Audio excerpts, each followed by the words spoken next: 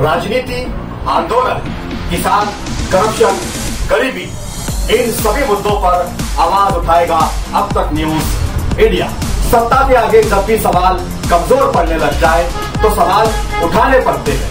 बोल के लफ्ज आजाद है तेरे, बोल के सच जिंदा है अब तक। साथियों, ये सोलापुर का प्यार देखिए। ये 2024 में मैं दूसरी बार आपके पास आया, लेकिन साथियों, जब जनवरी में आया था तब कुछ लेकर के आया था। आपके हकों को पूरा करने के लिए आया था, कुछ देने के लिए आया था। लेकिन आज मैं आपसे कुछ मांगने के लिए आया, और मांगने के लिए इसलिए आया हूं कि आगे मैं बहुत कुछ देना चाहता हूं। और मुझे धन दौलत नहीं चाहिए, मुझे यश कीर्ति नहीं चाहिए, मुझे आपके आशीर्वाद चाहिए। और मैं आपसे आशीर्वाद मांगने के लिए आया हूं। साथियों, इस चुनाव में आप अगले 5 वर्ष के लिए विकास की गारंटी को चुनेंगे। दूसरी ओर वो लोग हैं जिन्होंने 2014 से पहले देश को भ्रष्टाचार, आतंकवाद और कुशासन के गर्त में धकेल दिया था। अपने कलंकित इतिहास के बाद भी कांग्रेस फिर से देश की सत्ता हथियाने का सपना देख रही है। इन्हें अंदाजा ही नहीं कि पहले 2 चरण के चुनाव में ही इंडी अगाड़ी का डिब्बा गोल हो चुका है। भाइयों बहनों, एक और आपका ये सेवक मोदी सर झुका करके आपके पास आता रहता है। आपने 10 साल तक मोदी को परखा है, उसके एक एक कदम को देखा है, उसके एक एक शब्द को नापा है। आप मोदी को भली भांति जानते हैं। दूसरी ओर इंडी अगाड़ी में नेता के नाम पर महायुद्ध चल रहा है।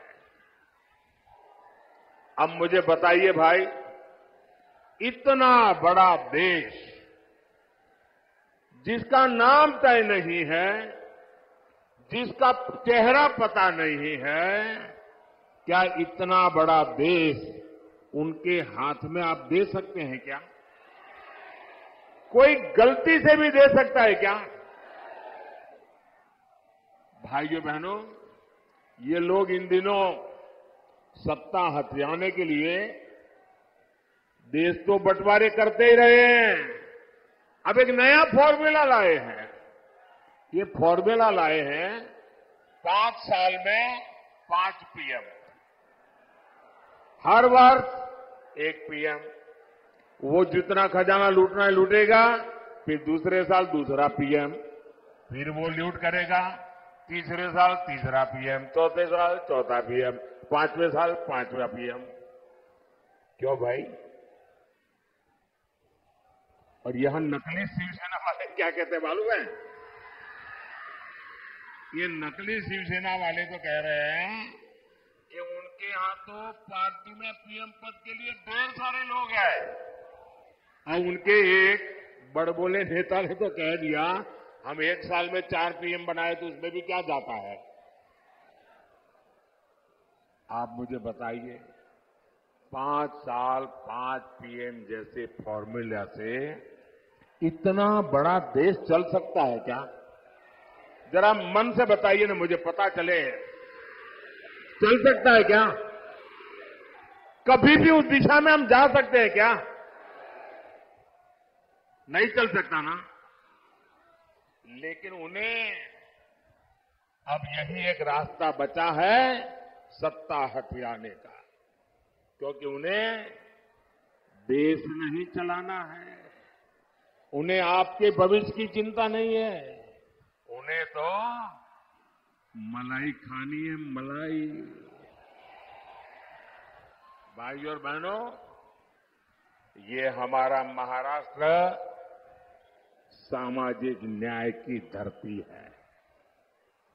इस धरती ने ज्योतिबा फुले, सावित्रीबाई फुले, बाबा साहब आंबेडकर के रूप में ऐसी महान संतानें दी हैं जिन्होंने समाज के सबसे कमजोर वर्गों को ताकत दी, प्रेरणा दी। आपने कांग्रेस के 60 साल का शासन भी देखा है, और आपने मोदी के 10 साल का सेवा काल भी देखा है। पिछले 10 वर्षों में सामाजिक न्याय के लिए जितना काम हुआ, उतना आजादी के बाद इसके पहले कभी नहीं हुआ था। भाइयों और बहनों, कांग्रेस ने अपने 60 वर्षों में जो उनको सत्ता भोगने का अवसर मिला था, एससी, एसटी, ओबीसी वर्ग के हर हक को रोकने का निरंतर प्रयास किया। और उसके पीछे उनकी फिलॉसफी थी। उनकी फिलॉसफी ये थी कि इनको ऐसे ही रहने दो ताकि वो हमारे आश्रित रहे, और जब चाहे तब हम उनसे जो वोट चाहिए वो लेते रहे। जानबूझ करके ऐसा किया। लेकिन मोदी का तो आपका दिल का नाता है, दिल का। और इसलिए 10 वर्षों में हमने सच्चे सामाजिक न्याय पर अभूतपूर्व बल दिया है। और मैंने एक बार कहा था सोलापुर में, मेरे यहां अहमदाबाद में जो मिल मजदूर थे, उसमें हमारे पद्मशाली समाज के लोग बहुत थे, और कोई हफ्ता मेरे जीवन में ऐसा नहीं गया होगा कि मुझे किसी न किसी पद्मशाली परिवार ने भोजन न कराया हो। और एक प्रकार से मैं उनका नमक खा करके बड़ा हुआ हूं। और आज मैं जो गरीबों की सेवा कर रहा हूं ना, मैं उनका कर्ज चुका रहा हूं। हमने ओबीसी कमीशन को संवैधानिक दर्जा दिया। मेडिकल की परीक्षा में ओबीसी आरक्षण लागू किया। ये भाजपा है जिसने एससी, एसटी के आरक्षण में जो पॉलिटिकल आरक्षण होता है वो हर 10 साल में बढ़ाना होता है। पहले अटल जी की सरकार को मौका मिला था, उन्होंने 10 साल बढ़ाया। फिर मोदी को मौका मिला, हमने भी 10 साल बढ़ाया। हमने किसी का भी हक छीने बिना, न दलित का हक छीना, न आदिवासी का हक छीना, न ओबीसी का हक छीना, लेकिन सामाजिक न्याय के उत्तम व्यवहार को लेते हुए हमने जो सामान्य वर्ग के गरीब लोग हैं, उन सामान्य वर्ग के गरीब लोगों को न्याय देने के लिए 10% आरक्षण उनको भी दिया और देश में कोई आग नहीं लगी, पुतले नहीं जले। इतना ही नहीं, इस देश के सभी दलित नेताओं ने उसका भरपूर जो स्वागत किया। हमारा सामाजिक न्याय का तरीका समाज में विभेद पैदा करने का नहीं है, समाज को जोड़ने का है। आज देखिए, मेडिकल की, इंजीनियरिंग की पढ़ाई में हमने एक बड़ा क्रांतिकारी निर्णय किया है। आज कुछ लोगों को वो जरा मजाक लगती होगी, लेकिन हमने तय किया है, मुझे अब गरीब मां का बेटा भी डॉक्टर बनाना है, गरीब मां की बेटी को भी डॉक्टर बनाना है, मुझे गरीब मां के संतानों को इंजीनियर, डॉक्टर, बड़ी बड़ी पदों पर ले जाना है। लेकिन क्या हर गरीब के नसीब में इंग्लिश मीडियम में पढ़ना संभव है क्या भाई? क्या हर बच्चा इंग्लिश मीडियम में पढ़ सकता है क्या? अगर वो मराठी मीडियम में पढ़ता है तो उसका गुनाह क्या है? ये ऐसे लोग सरकार चलाते थे। अगर आप मराठी मीडियम में पढ़ते हैं तो आपके लिए भविष्य के लिए ताले लगे जाते थे। मोदी ने सामाजिक न्याय के लिए कह दिया, अब डॉक्टर बनना है तो भी मराठी भाषा में बन सकते हो, इंजीनियर बनना है तो भी मराठी भाषा में बन कर सकते हो, अंग्रेजी नहीं आएगी तो भी आप देश चला सकते हो। भाइयों बहनों, ये मोदी का सपना है। साथियों, कांग्रेस कभी नहीं चाहती थी कि देश में दलित, आदिवासी और ओबीसी लीडरशिप देश का नेतृत्व करे।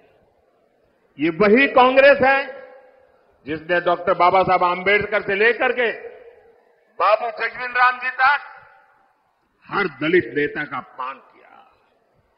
बाबा साहब को भारत रत्न भी तब मिला जब बीजेपी से सहयोग के केंद्र में कांग्रेस विरोधी सरकार चलती थी। भाजपा का हमेशा प्रयास रहा है कि एससी, एसटी, ओबीसी को ज्यादा से ज्यादा प्रतिनिधित्व मिले।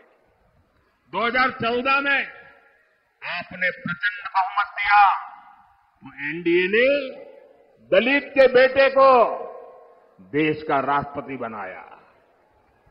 2019 में जब आपने फिर से एक बार हमें प्रचंड जनादेश दिया तो हमने देश के इतिहास में पहली बार एक आदिवासी बेटी को भारत के राष्ट्रपति के रूप में आज प्रस्थापित किया। भाइयों बहनों, मुझे गर्व है, आजादी के बाद पहली बार हुआ है, आजादी के बाद पहली बार ये दशक ऐसा आया है कि आज विधायकों की संख्या देख लीजिए, सांसदों की संख्या देख लीजिए, पूरे देश में एमएलए हो, एमएलसी हो, एमपी हो, लोकसभा हो, राज्यसभा हो, एससी, एसटी, ओबीसी सबसे ज्यादा भाजपा के चुन करके आते हैं। आज केंद्रीय मंत्रिमंडल में 60%, 60% इन्हीं वर्गों से आए हुए लोग केंद्र के मंत्री हैं और देश को नई ऊंचाई पर ले जा रहे हैं। आज कांग्रेस और इंडी अगाड़ी वाले ओबीसी प्रतिनिधित्व के नाम पर झूठ फैला रहे हैं। असल में इन लोगों की खुद की सच्चाई देश के सामने आ गई है और इससे ये बौखलाए हुए हैं, परेशानी हो रही है। आपने देखा होगा इस पूरे चुनाव में ये इंडी अगाड़ी के जितने लोग हैं उनके भाषण का मुद्दा क्या है? देश का कोई मुद्दा है? सिर्फ और सिर्फ मोदी को रोज नई गाली देना। पूरी डिक्शनरी उन्होंने खोल के रख दी है, नई नई गालियां रोज निकालते रहते। अरे भाई, कुछ देश के लिए तो बोलो। नहीं उनके पास विजन नहीं जी। हमारे पास विजन भी है और ये जीवन भी है विजन के लिए खपाने के लिए। साथियों, दशकों तक कांग्रेस ने एससी, एसटी, ओबीसी के साथ जिस तरह से विश्वासघात किया, उससे ये सभी कांग्रेस और इंडिया गाड़ी से पूरी तरह छिटक चुके हैं। इस वजह से कांग्रेस और इंडिया गाड़ी वाले बुरी तरह बौखला गए हैं। इसलिए लोग लगातार झूठ फैला रहे हैं, संविधान बदल देंगे, आरक्षण खत्म कर देंगे। मैं पहले ही कह चुका हूं कि अगर आज खुद बाबा साहब आंबेडकर चाहें तो बाबा साहब आंबेडकर भी आरक्षण खत्म नहीं कर सकते हैं। मोदी का तो सवाल ही नहीं उठता है। और अगर हमारी सरकार की नीयत उसमें कहीं पर भी खोट होती, मेरा 5 साल का रिकॉर्ड देख लीजिए, 5 साल में भी 2019 से 2024 आज भी मोदी के पास जितने वोट चाहिए है, लेकिन ये रास्ता हमें मंजूर नहीं है। सैकड़ों सालों के साथ जिनको अन्याय हुआ, हमारे पूर्वजों ने पाप किए होंगे, मेरे लिए ये प्रायश्चित का अवसर है। और इसलिए आरक्षण को जितनी ताकत मैं दे सकता हूं, मैं देने के लिए कमिटेड हूं। मैं आज देश से अधिक सीटें इसलिए मांग रहा हूं ताकि कांग्रेस और इंडी गाड़ी के लोग, जब दलित उनके हाथ से निकल गए, आदिवासी उनके हाथ से निकल गए, ओबीसी उनके हाथ से निकल गए, ये बहुत बड़ी मात्रा में विजयी होकर के बीजेपी के साथ आते हैं, तब उन्होंने तय किया है और प्रयोग भी शुरू कर दिया है एससी, एसटी, ओबीसी के आरक्षण में लूट मारने का, और वो माइनॉरिटी को देना चाहते हैं। भाइयों बहनों, मुझे इसलिए ताकत चाहिए कि मैं कांग्रेस के आपके खिलाफ जो षड्यंत्र है उसको देश में कहीं पर भी करने न दो। कर्नाटका में उन्होंने खेल खेला है, आरक्षण का बहुत बड़ा हिस्सा माइनॉरिटी को देने का खेल खेला है, ये मैं होने नहीं दूंगा। और इसलिए आपसे मैं आशीर्वाद मांगने आया हूं, मोदी को मजबूत करो। साथियों, कांग्रेस के 60 वर्षों के राज में देश में सबसे ज्यादा एससी, एसटी, ओबीसी परिवार ही, उन्हीं के सबसे ज्यादा हाल खराब रहे। आप अपने गांव में देख लीजिए, अगर गांव के बाहर झुपड़ी में रहना पड़ता है, कौन है? हमारे एसटी समाज के लोग हैं। मुसीबत में जीना पड़ता है, कौन है? हमारे एसटी समाज के हैं। तकलीफों में जीना पड़ता है, कौन है? हमारे ओबीसी समाज के लोग हैं। मोदी ने इन परिवारों को ही अपनी प्राथमिकता बनाया। 10 वर्षों में गरीब कल्याण की जितनी भी योजनाएं हमने बनाई, हमारी योजना सबके लिए है, बिना भेदभाव के हैं, समाज के हर वर्ग के लिए है। और स्वाभाविक है, जो लोग 50-60 साल से पिछड़े हुए थे, उनको उसका लाभ पहले मिल रहा है। और हम तो मानते हैं इस देश की संपत्ति का पहला अधिकार उन लोगों का है जो पंक्ति में आखिर में बैठे हुए हैं। महात्मा गांधी भी यही कहते थे।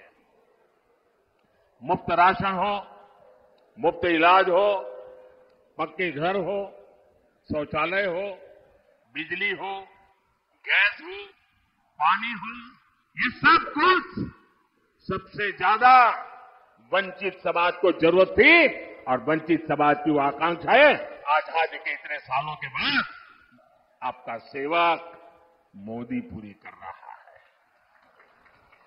भाई, वहां वो सज्जन तस्वीर लेके आए हैं, मैंने तस्वीर देख लिया, बैठिए। पीछे आप लोगों को परेशान कर रहे हैं। आपका मैं बहुत आभारी हूं आपके प्यार के लिए, लेकिन औरों को परेशान मत करो भाई। एससी, एसटी, ओबीसी परिवारों को इन योजनाओं से जोड़ने के लिए हमारी सरकार घर घर पहुंची है, गांव गांव पहुंची है। साथियों, कांग्रेस ने 100 से ज्यादा देश के जिलों को ही पिछड़े घोषित करके उनको अपने हाल पर छोड़ दिया था। इन जिलों में सबसे ज्यादा एससी और एसटी परिवार के लोग रहते हैं। हमने उसको एक नया रूप दिया, नया मिशन लिया और हमने उसका एस्पिरेशनल डिस्ट्रिक्ट बनाया, आकांक्षी जिला बनाया। और उसका मेरी ऑफिस से डेली मॉनिटरिंग होता है।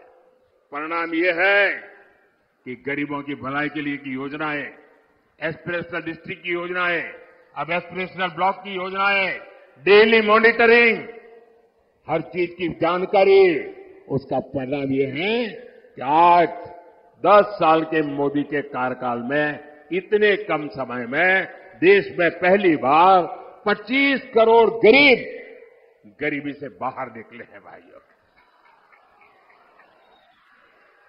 और ज्यादातर इन्हीं जिलों से लोग हैं। और इसलिए मैं कहता हूं, जब नीयत सही होती है ना, तो नतीजे भी सही मिलते हैं।